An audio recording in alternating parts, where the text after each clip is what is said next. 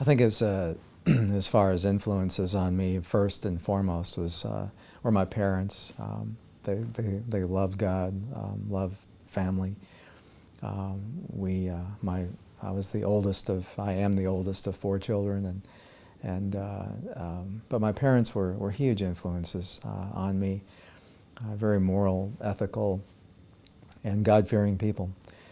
Secondly, my pastor, my home pastor, we called him Rev for short. He was always known as Rev.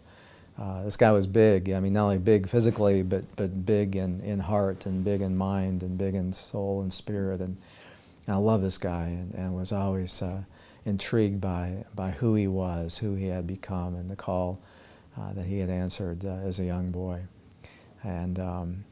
And then once I enlisted in the Air Force, after I discovered I needed to do something after high school, my influences were a navigator representative by the name of Bob Foster, who was a major in the Air Force at the time. I had 2 stripes on my sleeve, and he took a special interest in me, began discipling me, and teaching me more about the depths of the Scriptures and how that applies to my life, and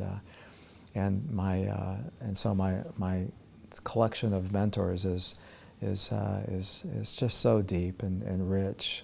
Another guy, the guy by the name of Jim DeSantis, who was my boss in the avionics unit at Luke Air Force Base. Again, I've got 2 stripes on my sleeve. This guy's a staff sergeant.